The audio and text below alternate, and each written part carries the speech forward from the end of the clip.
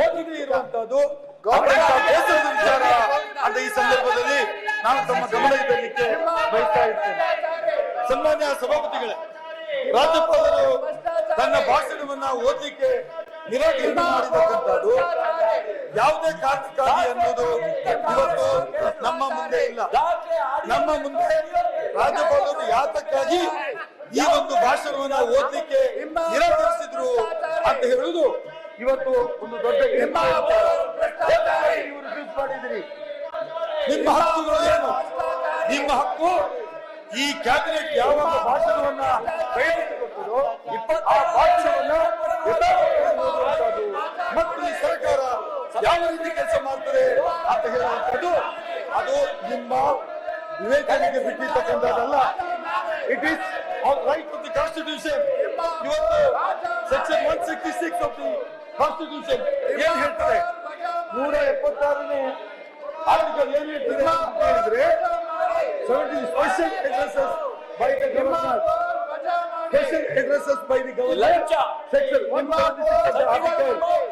At the commencement of the first session after the each general election to the legislative assembly, or at the commencement of the first session of the each year, the governor shall, the governor shall address the legislative assembly, in the case of the state of having a legislative council, both the houses assembled together and inform the legislature of the cause of its summons. ಅವರಿಗೆ ಕರೆದಂತ ಉದ್ದೇಶ, ಅವರು ಯಾಕಾಗಿ ನಮ್ಮನ್ನು ಕರೆದಿದ್ದಾರೆ, ಅವರ ಮನಸ್ಸಿನಲ್ಲಿರುವ ವಿಚಾರಗಳು ಏನು ಮತ್ತು ಸರ್ಕಾರದ ಉದ್ದೇಶ ಇದು ಹೇಳುವ ಒಬ್ಬ ರಾಜ್ಯಪಾಲರಿಗೆ ಇರ್ತದೆ. ಹಾಗಾಗಿ ರಾಜ್ಯಪಾಲರು ಸೆಕ್ಷನ್ 176 ಪ್ರಕಾರ ಯಾವಾಗ ತಮ್ಮ ಡ್ಯೂಟೀಸ್ ಅನ್ನ ಮಾಡಿಲ್ಲ ಅಂತ ಹೇಳುವುದು ನಮ್ಮ ಮುಂದೆ ಇರುವಂತಹ ವಿಚಾರ. ಆದರೆ ಇವತ್ತು ನಾವು ರಾಜ್ಯಪಾಲರ ಭಾಷಣ ಮಾಡಿಲ್ಲ, ಅವರು ಬಂದಿಲ್ಲ, ಈ ವಿಚಾರವನ್ನು ನಾನು ಇವತ್ತು ಚರ್ಚೆಗೆ ತೆಗೆದುಕೊಳ್ಳುವುದಿಲ್ಲ. ಯಾಕೆ ಚರ್ಚೆಗೆ ತೆಗೆದುಕೊಳ್ಳುವುದಿಲ್ಲ ಅಂದ್ರೆ it is a well settled law that if a governor read the first para of his speech and at the last para of the speech, it is presumed that it is a presumption that and it is also source of the property read and record ಅಂತ ಹೇಳುವ ತತ್ವದ ಅಡಿಯಲ್ಲಿ ಅವರು ಭಾಷಣವನ್ನ ಸಂಪೂರ್ಣವಾಗಿ ಓದಿದ್ದಾರೆ ಅಂತ ಹೇಳುವ ಈ ಸದನದ ಸಭಾಪತಿಗಳಿರುವಂತಹ ಪ್ರಶ್ನೆ. ಸಭಾಪತಿಗಳು ಮಾತಾಡಕ್ಕೆ ಅವಕಾಶ ಮಾಡಿಕೊಟ್ಟಿದ್ದಾರೆ. ಈಗ ಮಾತಾಡಕ್ಕೆ ಅವಕಾಶ ಮಾಡಿಕೊಟ್ಟಿದ್ದಾರೆ. ದಯಮಾಡಿ ವಿರೋಧ ಪಕ್ಷದ ನಾಯಕರೇ,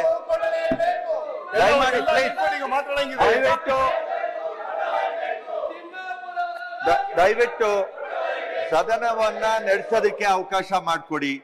ಅದ್ರ ಬಗ್ಗೆ ಏನಿದೆ ಅದನ್ನ ಚರ್ಚೆ ಮಾಡೋಣಂತೆ. ದಯಮಾಡಿ ಪ್ಲೀಸ್, ದಯಮಾಡಿ ಒಂದು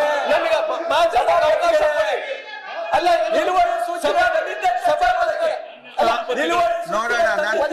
ಇದಾಗ್ಲಿ ಆದ ನಂತರ ಚರ್ಚೆ ಮಾಡಿ ಅದನ್ನ ಸಭಾಪತಿಗಳೇ, ನೀವು ಮತ್ತೆ ಸಭಾನಾಯಕರು ಮತ್ತು ವಿರೋಧ ಪಕ್ಷದ ನಾಯಕರನ್ನ ಕರೆದು ಕೂರಿಸಿ ಮಾತನಾಡಿ ಒಂದು ಏನಾದ್ರೂ ಒಂದು ಇದಕ್ಕೆ ಪರಿಹಾರನ ಕಂಡುಹಿಡಿಯೋಣಂತೆ.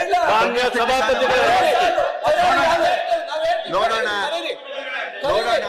ಮಾನ್ಯ ಸಭಾಪತಿಗಳೇ, ನಿಮಿಷ ಅವರೆಲ್ಲ ಒತ್ತುವರಿಗಾಗಿ ಇಚ್ಛಾಶಕ್ತಿ ಇದೆಯಾ?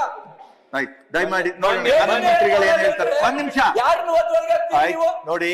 ಆಯ್ತು, ನಿಮ್ಮ ಡಿಮಾಂಡ್ಗಳು ನಮ್ಗೆ ಅರ್ಥ ಆಗ್ತಾ ಇದೆ. ನೋಡೋಣ ಕಾನೂನು ಮಂತ್ರಿಗಳು ಇದಕ್ಕೆ ಏನ್ ಹೇಳ್ತೀರ ಅವ್ರು ಹೇಳಿ. ತದನಂತರ ನೋಡೋಣ. ನೋಡಿ ರವಿ ಅವರೇ, ಕಾನೂನು ಮಂತ್ರಿಗಳನ್ನ ಸಾರ್ವಜನಿಕ ಚರ್ಚೆ ಆಗ್ತಿರೋದಕ್ಕೂ ಬಂಟನ ತೋರಿಸಿದ್ರೆ ಆಯ್ತು. ಈಗ ಕಾನೂನು ಮಂತ್ರಿಗಳ ಹತ್ರ ಇದಕ್ಕೆ ಸಲಹೆ ಕೇಳೋಣ, ನೋಡೋಣ ಏನ್ ಹೇಳ್ತಾರೆ. ಸರಿಯಾಗಿದೆ, ಸಮಂಜಸವಾಗಿದೆ ಅಂದ್ರೆ ಸರಿ, ಇದ್ರೆ ಮುಂದಿನ ದಾರಿ ನೋಡೋಣಂತೆ. ಹೇಳಿ ಕಾನೂನು ಮಂತ್ರಿಗಳೇ. ಮಾನ್ಯ ಸಭಾಪತಿಗಳೇ, ತಾವು ಕೂತ್ಕೊಳ್ಳಿ ಸರ್. ನೀವು ಕೂತ್ಕೊಳ್ಳಿ ದಯಮಾಡಿ.